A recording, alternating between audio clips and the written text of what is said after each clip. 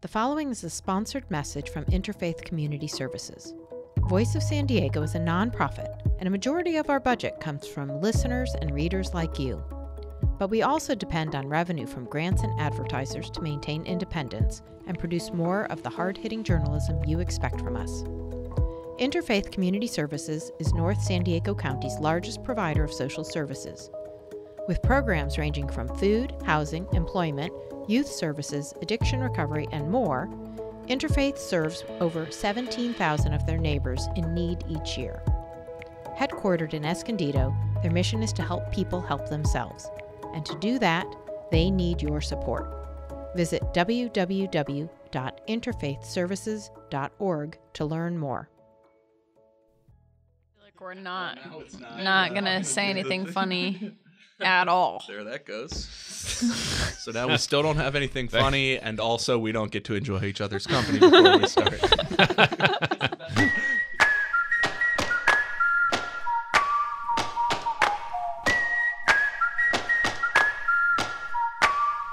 Thanks for joining us on the Voice of San Diego podcast in partnership with News Radio 600 Kogo. I'm Scott Lewis, editor-in-chief at Voice. I'm joined as ever by Andy Keats, the assistant editor. Hello. How's it going, bud? Sarah Libby is our managing editor. Hello. Coming up today, we have a show. It's quite a week. It was quite a week for SDSU West. You know, every summer we have a lot of political drama. There's some kind of big There's always a thing. Yeah, a dramedy. Yeah. And it seems clear that this will be the one for this summer. Mm-hmm. We also are going to talk about a state bill by Senator Ben Wayso and City Attorney Mara Elliott, the bill that would make public records even harder to get. And we've got some more on that. We do. I would like to say some words on it. Me too. I have a few things. Into the radio. One thing that we should say at the onset is that it would make public records harder to get. Yes. Period. End of sentence. And then there's a big story this week. NBC7 San Diego acquired documents from the Department of Homeland Security. The documents show that the U.S. government has been tracking journalists who covered or were tied to the migrant caravan from last year. That's all coming up, but first, in the inbox this morning, following a series of unusually strong storms and forceful king tides that ravaged the Ocean Beach Pier, Mayor Kevin Faulkner and City Council member Jennifer Campbell will share an update today on significant repairs that will be required to restore and reopen the waterfront landmark Ocean Beach Pier ahead of Memorial Day weekend. It'll cost $430,000 to replace more than 2,200 feet of guardrail, electric, water, and sewer lines, and a few other things. It's happening, guys. Yeah. That's hard. It's hard to imagine that they would repair an iconic structure in a vital industry that the city relies upon so quickly. So it's really hard to imagine that the mayor and the city council member representing this area are like enthusiastically holding a press conference in which they're announcing this. If you were this effort, like if you went back a few weeks to when the damage took place, it would have been hard to anticipate that such a landmark structure suffering repairs could become a priority that would be elevated by the council member and the mayor, giving them an opportunity to hold an event of some sort, so as you mentioned. Would it be hard to anticipate? Yeah, would it be hard? I don't know. So I could see what you're doing. Yeah. It's not subtle, so you're far more astute on this than you were on the question of whether they'd repair the OB Pier, for instance. You tweeted earlier after I tweeted the news. You said, "Say it." Yeah. Uh-huh. So I said the word "it." Yeah. That was funny. Yes, it didn't good. work. So I think what you want me to say is, yeah, God, say it. I can't wait. It's coming. You want me to say, "You're right. You were right. You were both right that they were going to fix this." Now, let me just clarify, though, that part of something else I wanted to hear too. Just as much. Maybe they did it because of me. Oh God! There boy. it is. All right. Anyway, it's been fun working here. Good luck with your lives. Okay, look. So but I did express how worried I was, and this is a very powerful podcast. Oh God!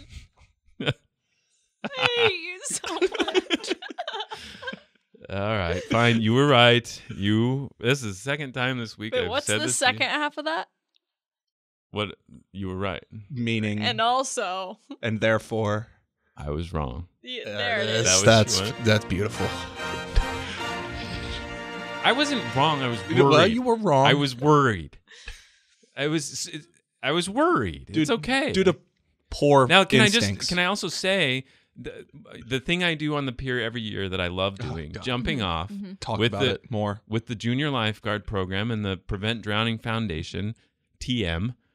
It's not happening this year because that's usually before Memorial Day. So if they can't get this done before Memorial Day, that's not happening. So I was worried that something I cared about wasn't going to happen. Oh my God. Could they jump off a different pier?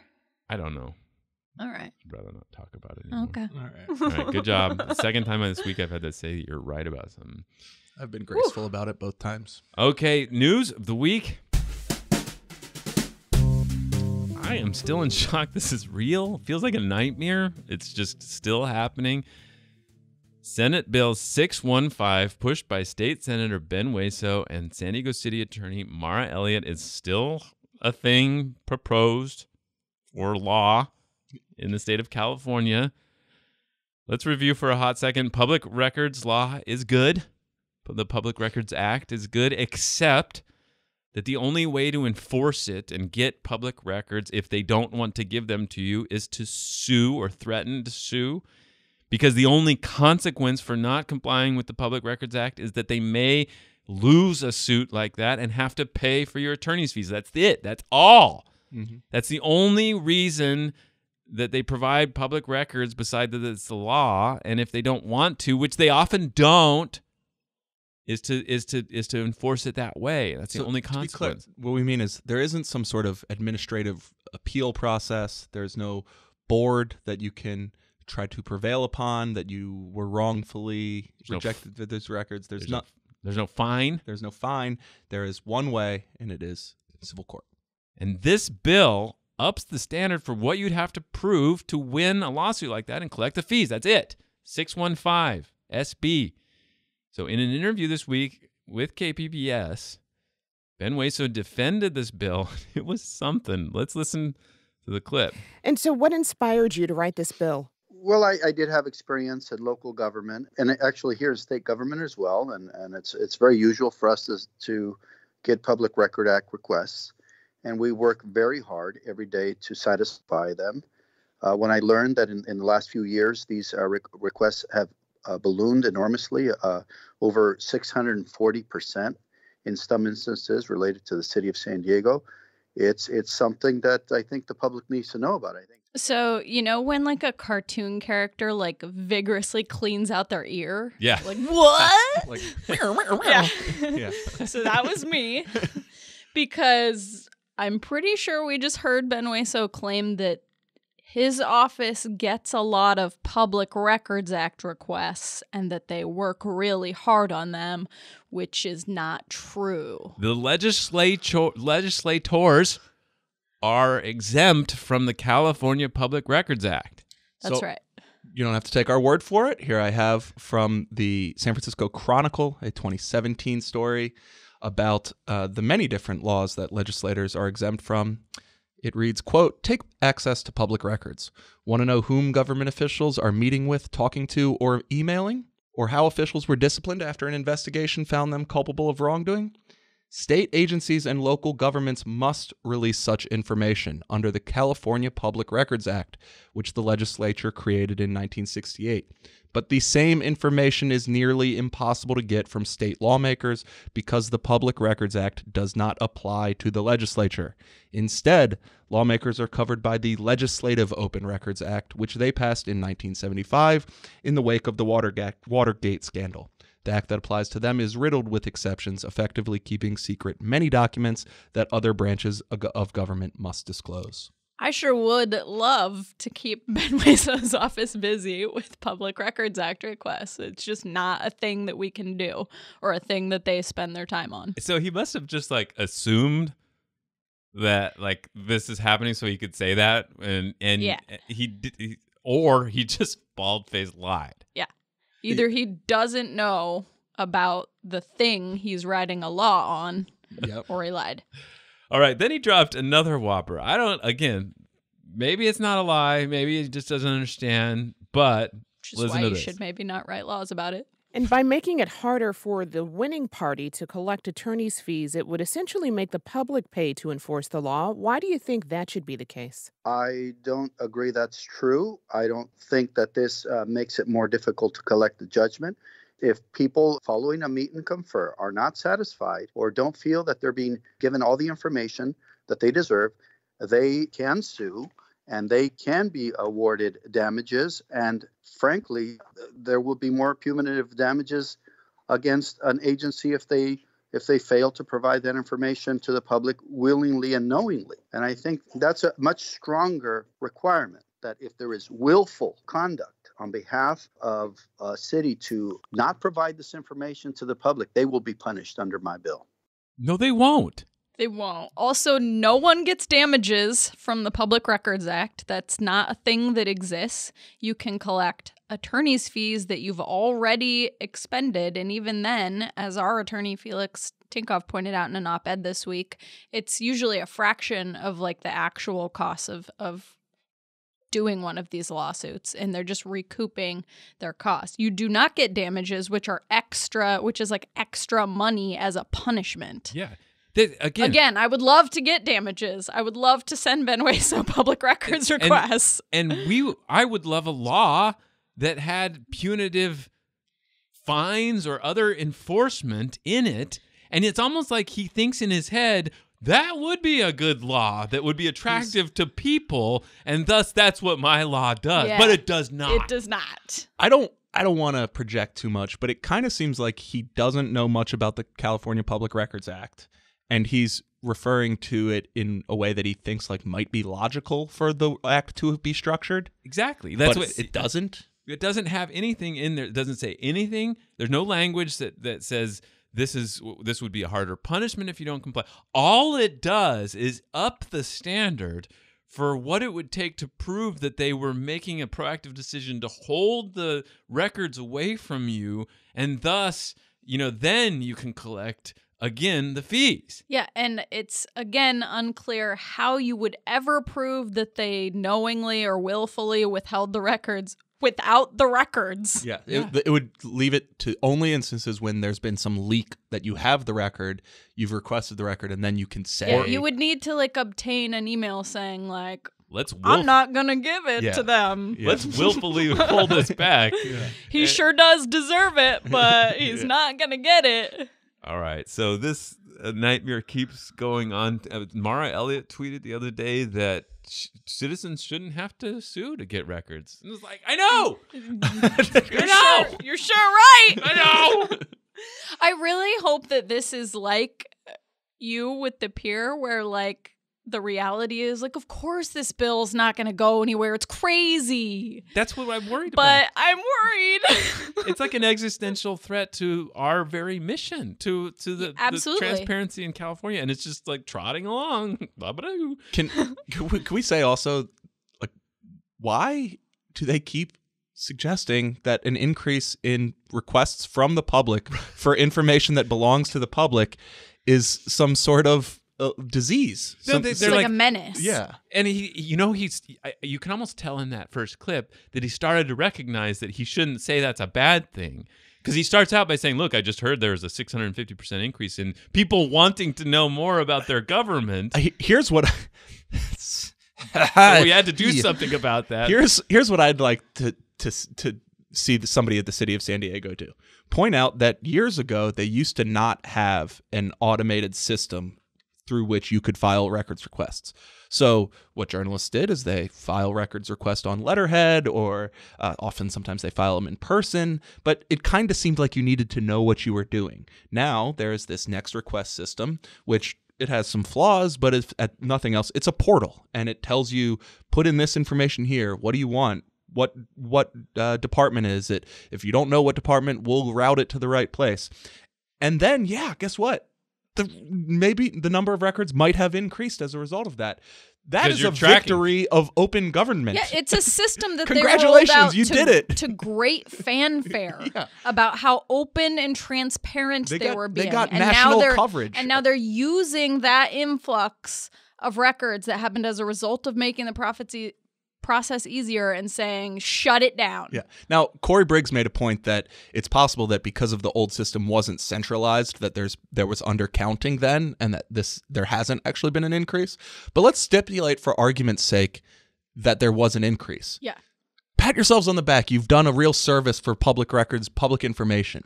Yeah, and just like the underlying argument is that like providing public records is like this side thing. It's a burden. That prevents them from doing their real job. Yeah. Like, no, giving people a window into their government is like it is the beating heart of what you do. Yep. Yeah, it should be considered as important as any other infrastructure or service. Yes. Okay, so you can tell we're a little fired up. I'd be less fired up if they stopped saying things that weren't true. Yeah, it's not Yeah. true. Any of the things is the problem. So last week, Mayor Kevin Faulconer announced that he wanted to hire a commercial real estate firm, Jones Lang LaSalle, for up to $500,000 to help with negotiations to sell stadium land in Mission Valley to SDSU. But Wednesday, a city council committee said, nah, not going to do that. City Councilwoman Barbara Bree said the deal was just not that hard. It's not that complex. SDSU gives you the money, you give them the land. What's the big deal? So the mayor hired the firm anyway, which is, the thing he can do up to $250,000. So that There was is just something about that that's like, okay, what happened to that other $250,000 they needed? Right.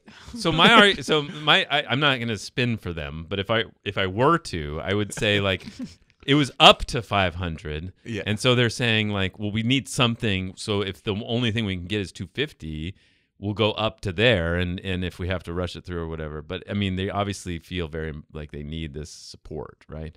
Yeah. Yes, clearly. I'm not a good spinner for them, I guess. Good. All right, so that's a big. So let's talk about this. This it seems like a complex deal, but maybe it's not. Maybe it's just to be fair to her, if I'm going to spin for Barbara Bree, I think she was referring to like certain safeguards that she felt weren't in place. Like, oh, it's not that hard. You should have a deliverable date built in here. Yeah. I don't think she was like, oh, selling this massive piece of public land and completing this giant transaction isn't hard. I think she was talking about the whole transaction. All right. Well, then I'm bad at this too. Good. You guys are doing the right job because you're good at the other parts of what we do. The thing that I stood out by was like the city gives contracts all the time that I've never seen at the city council like really scrutinize one. Yeah. So maybe it's a good thing. Like all kinds of things that you might as well say, well, wait, why doesn't city staff do that? Like, for instance, every community plan update that the city has ever done has really been done by a consultant that they hired. Right. And the city planners that we think of as city planners are kind of like managers. They manage the consultants who do that work. Right. And so, like, it's true. Why? Well, we have a real estate assets department. Can't they negotiate for us? Right. But that's always true, and we let a lot of contracts fly through all the time. I think that what's interesting about this is that there seems to be an underlying dispute about what the role of the mayor is versus the city council. And what's weird about this whole thing is Measure G that was passed says that it's the city council that gets to decide how much and for what terms the sale is going through. But in traditional operations of the city, it's the mayor's job to propose the sale, the terms, and negotiate it, and then get a up or down vote from the city council. And I think that the city council is basically saying like, hey, like we get to run this show, and the mayor's saying, no, I get to run this show. And that's what we're seeing play out, I think. So to that point, could these guys come back with a negotiated deal that the city council again is just like, nah, we didn't hire you? Or the more intriguing one is somebody just goes to the city council and says, how about $10 million? And you put that on the docket, and they're like, okay. And the mayor's just like, wait, what about me, my job? It seems not impossible for that. Yeah, I don't know. It might not be impossible. I don't really have any idea. The thing about there's like, is the measure, does the approval of the measure force the sale? Yeah, I think that's a big debate too. Like it says in there, it directs the city to sell the land, and then it says, well, there's nothing in this tells the city to do something that's against its law, and that's you can't have it both ways in a weird way, right? So we got a couple more points to make about this on the next part of this show. And on the other side of the break, we're going to talk to Mari Payton, investigative journalist at NBC, made national news by breaking the fact that the U.S. government has been tracking journalists and immigration activists. We had a great talk. Tune in for that.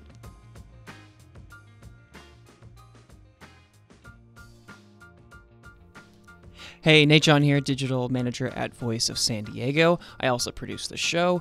Real quick, I wanted to remind you about our live show. It's coming up on March 20th. It'll be at Whistle Stop Bar in South Park. It's going to be a great event where you can meet our reporters and staff and watch the show happen live.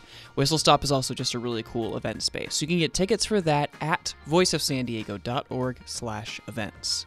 Also, we put together a quick survey for our listeners. It'll take you about 2 minutes to complete. I promise it's really quick. And that's just so we can understand our audience better, what you like and what you dislike, and who you are. That'll help us make the show better and more effectively sponsor the show as well. So there's a link for that in the show notes. Thank you for taking the time. We do really appreciate it. Okay, back to the show.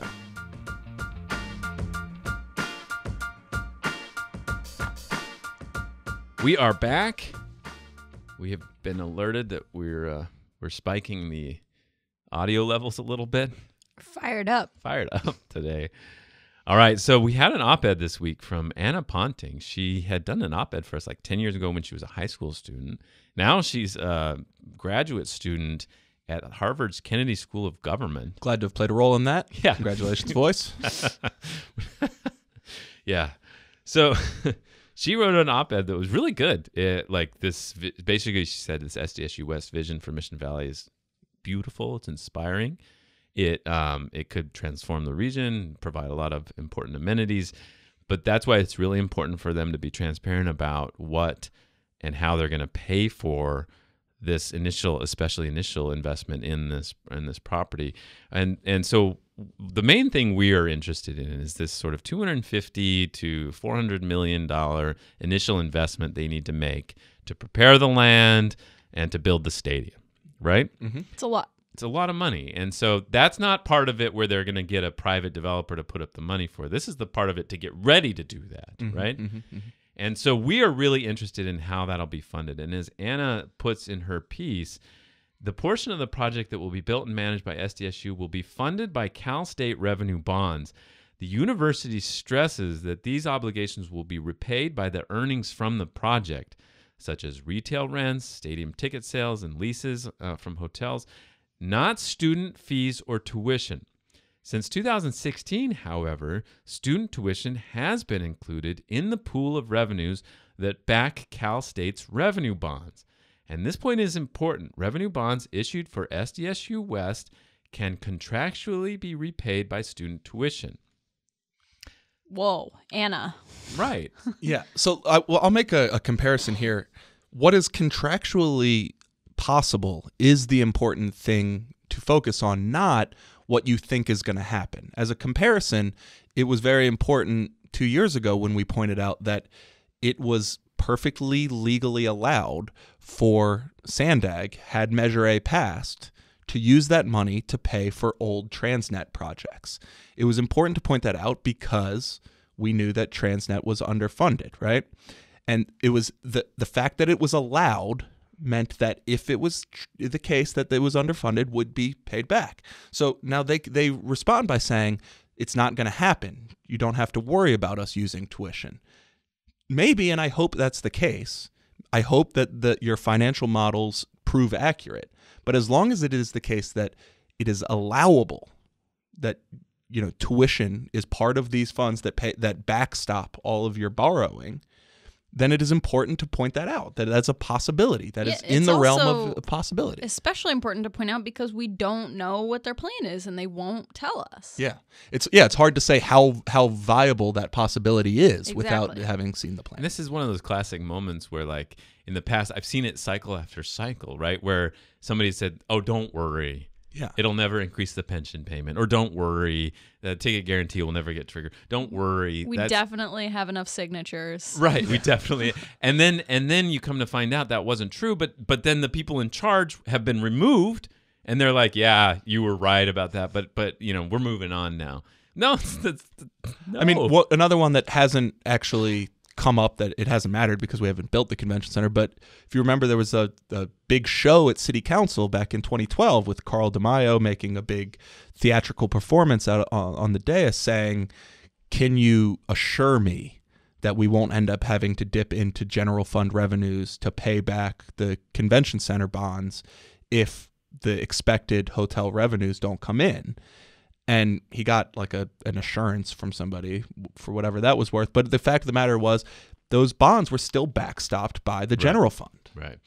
So it's going to be something to watch. That's the main thing we're interested in, not trying to stop the project or anything, not trying to hurt it, just want to answer those questions. And that's part of what we're fighting for from SDSU is they do have more documents about how they picture making that deal happen, making that investment happen without exposing students to more tuition increases or something. And that's what we want to see. We want to understand that because that's a crucial question for the community. Yeah. I mean, another thing that we have our eyes on as this very large, very obviously public project plays out over the next few years is that So Scott Sherman a couple months ago said, hey, there's rumors bouncing all over the place in City Hall that they're going to give the land to SDSU. The fact that the mayor has clung so tightly onto the possibility that he gets to negotiate the deal seems to suggest that that isn't his idea, his plan. Right. Right. You don't fight for a contract if you're just going to hand the land over. Right. Right. Right. And so I don't know if anybody wants to do that, but if somebody wants to make that argument and say, look, in the grand scheme of things, $100 million or $10 million or $50 million isn't going to make or break the city of San Diego with an annual budget in the billions. Yes. And so what we should really be most focused on is making this project successful. And if we can give it a hand to make it more successful by lending it a financial boost, by making the financial terms of the land transaction as favorable as possible, maybe that's a public policy decision we want to make as a region. Yeah, and I think and that would be fine, but like be honest about what we're doing. Yeah, I think that's and I've been thinking about it ever since we talked about it earlier this week about that idea. Like, look, we don't know how they're going to make this initial investment. It sounds like it's going to be a lift for them, no matter how planned out they have their finances.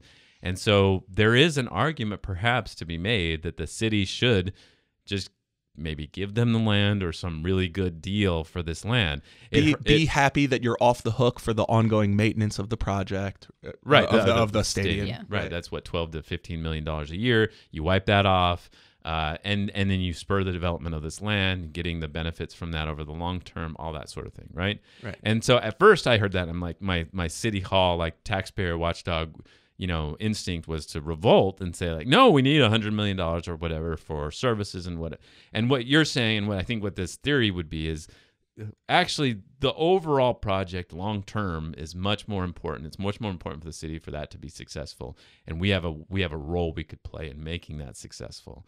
So I think I'm with you on that. But the last point you made is important. Okay, let's be really super clear about that. Yeah. Let's just be, and I'll make that trade with you if we can get to some super transparent discussions about what's happening here. Yeah. I mean, it's only been 4 months since the project passed, but like I have to say that so far it's all a black box, and I don't get the perspective that it's being very clear and open with us what is happening. Yeah. right? Like SDSU is obviously in a very big hurry. They're doing 3 things at once. They're trying to do their environmental review. They're contracting with consultants. They're conducting these land sale negotiations because they plan to be breaking ground at this time next year. And it's a very ambitious timeline. Let's talk about what's happening.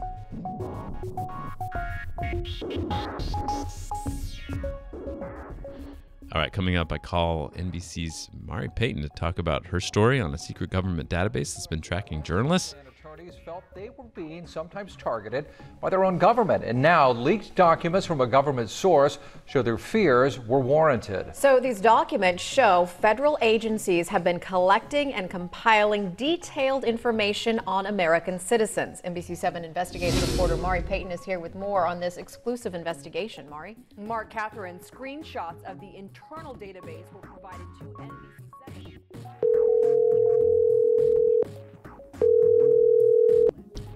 Hey, Mari. Hey, how are you? Good, how are you?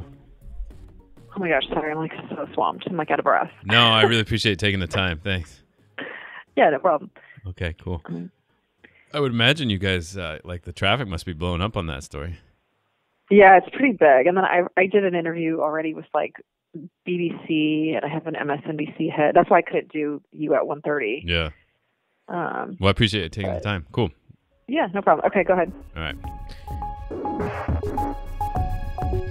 So tell us briefly, what was the gist of what you found out?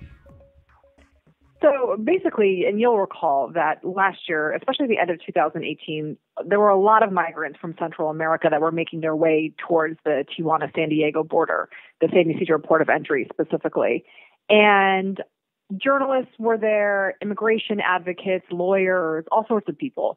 Journalists in particular were there obviously to witness and sort of document what was going on.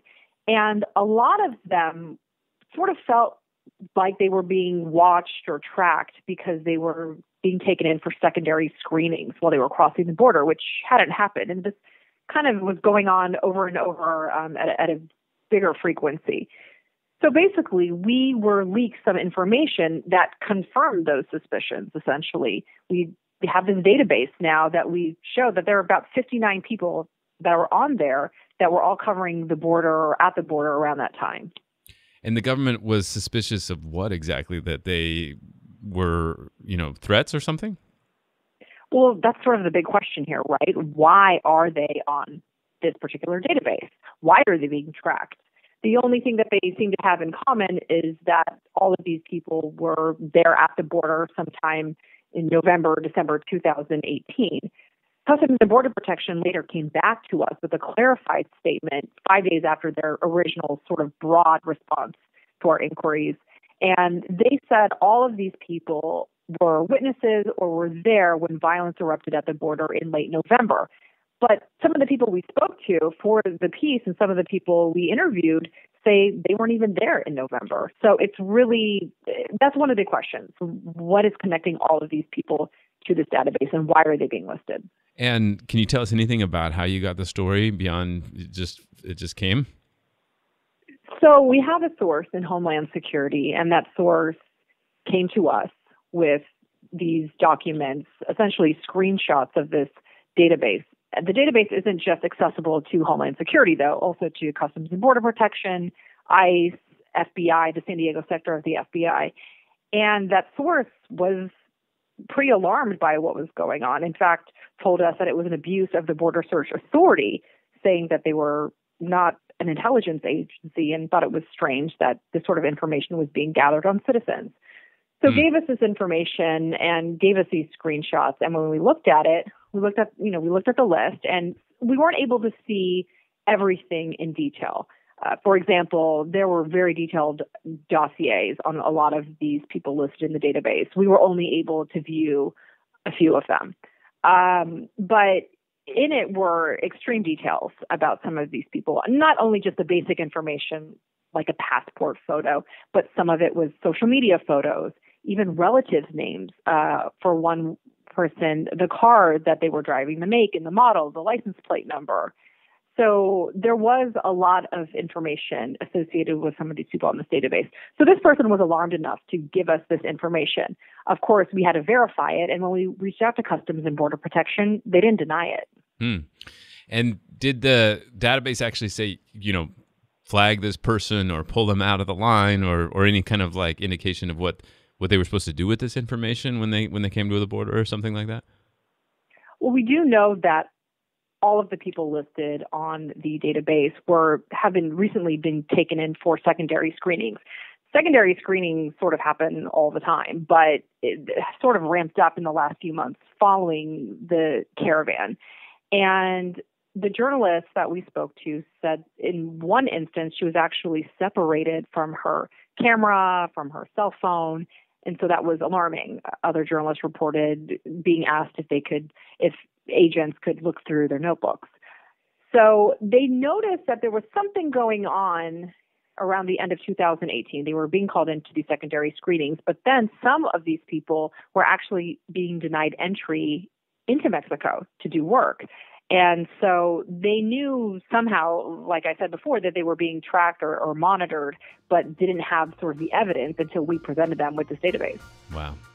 Mari Payton and Tom Jones with a big story at NBC 7 San Diego. Mari, great work. Thanks for joining us. Okay, thanks, Scott. Bye.